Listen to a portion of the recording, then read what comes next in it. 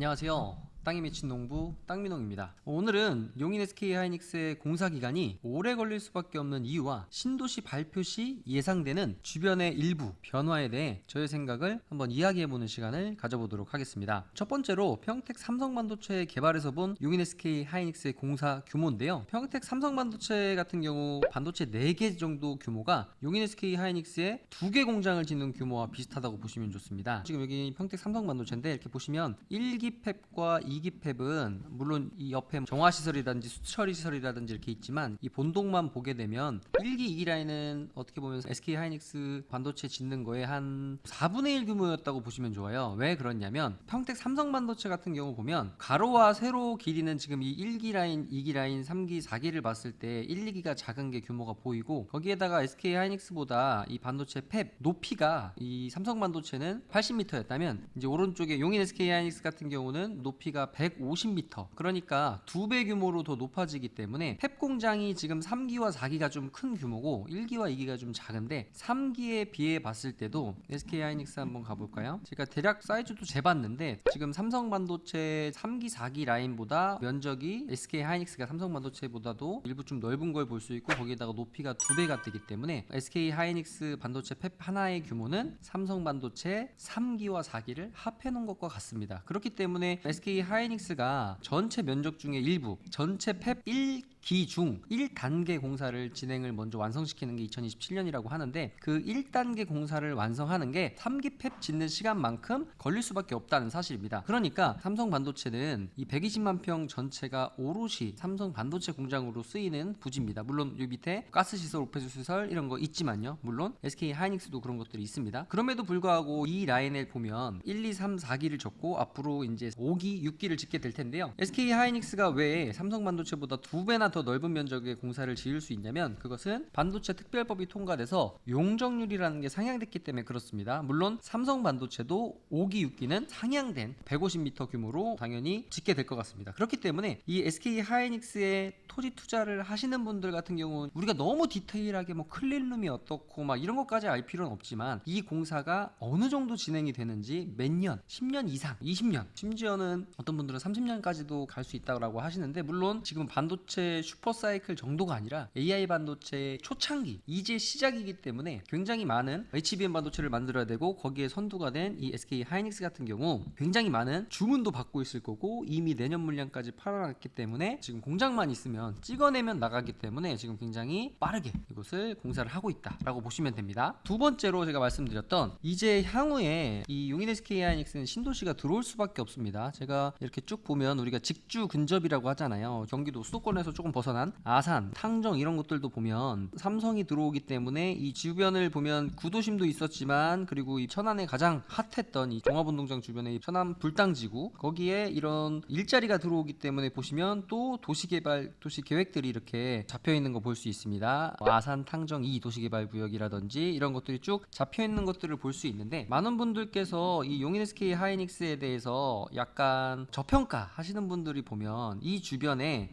양지라든지 용인 시청 근처라든지 이제 구도심이죠. 물론 신도시들도 들어와 있는데요. 용인 시외버스 터미널 쪽에 구도심 라인들입니다. 그리고 조금 위쪽에 이제 이천의 마장지구 좀 미분양들 많은 곳들, 그 다음에 이제 아래쪽으로 천리, 그 다음에 송전, 그리고 향후에 요 밑에 안성까지 이제 도심들이 이 아래쪽에 많이 분포가 되어 있기 때문에 이쪽으로 다 빠져나갈 것이 아니냐라고 하시는 분들은 역지사지 좀 생각을 바꿔보세요. 선생님이 만약에 여기에 노동자라면 매일 출퇴근하는데 지금이야 30분 걸리지만 이제 내년 초부터는 1시간, 1시간 반, 2시간씩 걸리게 될 텐데 먼 곳에서 출퇴근을 하고 싶으세요? 가까운 곳에서 그냥 바로 출퇴근하고 싶으세요? 여기에 또 셔틀이라든지 이런 걸 이용하려면 버스 한 대 놓치면 20분, 30분, 40분을 또 기다려서 그 버스를 타야 되고 그것마저 놓치면 1시간이 넘게 출퇴근하는데 셔틀 타는 데만 이렇게 시간을 버리게 되기 때문에 먼 곳에 먼 놈이 만약에 50만 원이라 하더라도 저 같아도 100만 원이어도 가까운 곳 걸어서 출퇴근할 수 있는 곳 이런 것들을 원하게 됩니다. 그리고 더 중요한 중요한 부분은 이곳에 SK 하이닉스의 본진인 반도체 공장 HBM 반도체, 미래먹거리 반도체가 들어오기 때문에 이 주변에 이렇게 개발이 안 돼 있는 이런 첩첩산중이라는 이 원형지 시장이기 때문에 이곳에 가치가 높다고 보시면 돼요. 땅에다 건물도 이미 들어와 있고 어느 정도 개발이 돼 있다면 이제 수익형 부동산 시장이기 때문에 다이나믹한 집가 상승은 보기가 어려워요. 하지만 이 원형지 상태의 토지들이 아직 많이 있고, 그리고 우리가 좀 가격적인 측면으로 디테일하게 따져볼 줄 알아야 되는데 너무 뭉뚱그레하게 그냥 대충 땅을 사신 분들도 있는 것 같아요. 왜냐하면 너무 어렵고 그런 비교를 할 수 있는 데이터들이 많이 있다곤 하지만 내가 그 데이터들을 어디서 확보해야 되는지를 모르시기 때문에 그냥 결국 세상의 이치가 이제 부동산의 이치에도 통하는데, 그냥 어떤 사람을 만나느냐, 어떤 중개인을 만났고 그날 어떤 부동산에 들어가서 내가 그냥 어떤 물건을 보느냐에 따라서 그냥 바로 내 자산의 거의 70% 60% 이상이 들어가는 이런 토지 시장에 땅을 사는데 오히려 더 비교 분석이라든지 많은 데이터를 확보해서 분석해보지 않고 그냥 덜컹 사시는 분들을 많이 보면서 참 안타까움도 느끼고, 그리고 2, 3, 4년 전에 제 영상을 보고 이 원삼이나 배감이나 완성의 토지를 샀는데 이제 좀 한 2, 3년 지났으니 좀 팔아보려고 하는데 좀 팔아줄 수 있나요? 라고 연락 오는 물건들 보면 제 기준에서는 제 기대치에 많이 못 미치는 토지들이 많더라고요. 그러니까 물론 그거는 두 가지 측면입니다. 입지적인 측면과 가격적인 측면인데, 어쨌든 입지적인 측면으로도 그렇고 가격적인 측면으로도 굉장히 비싸게 사신 분들을 제가 많이 볼 수 있어서 좀 안타까웠는데, 이곳에 이제 특징 보면 SK 하이닉스 주변에 분명히 미니 뉴타운이라든지 신도시 규모가 생길 수밖에 없습니다. 이 왼쪽에 이동남사 반도체 클러스터 같은 경우도 벌써 이 주변에 천리라든지 송전 신도시를 끼고 있고 바로 왼쪽에 이동탄을 끼고 있다 하더라도 보시면 50만 평가량의 신도시를 배정해 준 것을 볼 수 있습니다. 그러면 이 한남 정맥으로 인해서 완전히 단절된 용인 SK 하이닉스 부지 같은 경우는 이 서쪽에서 넘어오기가 굉장히 쉽지 않아요. 도로 교통도 그렇고 나중에 도로를 확장한다 하더라도요. 그래서 자체적으로 직주 근접 SK 하이닉스 근처 바로 딱 붙어서 신도시는 만들어질 수밖에 없습니다. 기존의 반도체 공장들의 특징을 봐도 이런 고속도로에 딱 붙어서 들어오고, 그리고 고속도로에 붙어서 반도체 공장이 들어오면 반도체 공장과 또 딱 붙어서 이렇게 도심들이 생기는 것들을 볼 수 있습니다. 그렇기 때문에 저는 이 라인에서 지금 땅을 갖고 계신 분들 주의해야 될 게, 지적 편집도를 켰죠. 이제 녹지 지역, 관리 지역, 농림 지역의 비중을 아마 지금 용인시에서는 미리 맞춰 놓으려고 할 거예요. 그렇다면 이 아래쪽의 계획관리 지역들 같은 경우는 큰 불안한 요인이 없는 게, 법정 경계를 클릭해서 눌러보면 지금 용인시 처인구 원산면 목신리 중릉리 라인 바로 아래쪽이 뭐예요? 바로 안성입니다. 그렇기 때문에 이 중릉리 목신리 라인을, 여기는 수요 공급에 의해서 자체적으로 개발이 되겠지만 여기를 시에서 개발하려고는 하진 않을 거예요. 그렇기 때문에 저는 어디를 보느냐, 신도시는 이 위쪽이 될 수밖에 없다. 물론 동쪽이라고 할 수도 있습니다. 배감 시내권과 같이 해서 연계 개발도 할 수 있겠지만 우리나라에 이제 크게 세 개 권역이 있는데요. 요 하이닉스까지가 딱 성장 관리 권역이에요. 그리고 이 동쪽 편 라인 같은 경우 자연환경 보존 권역이기 때문에 물론 용인시와 국가에서 의지가 있다면 당연히 할 수 있는 부분이겠지만, 그것보다는 이미 개발할 수 있는 도시 지역이 넓게 형성되어져 있는 요 이제 위쪽 라인들, 고당리, 독성리 요 일대 굉장히 좋은데, 주의해야 될 것은 뭐냐면 이 하이닉스 인근의 계획관리 지역의 토지를 갖고 계신 분들은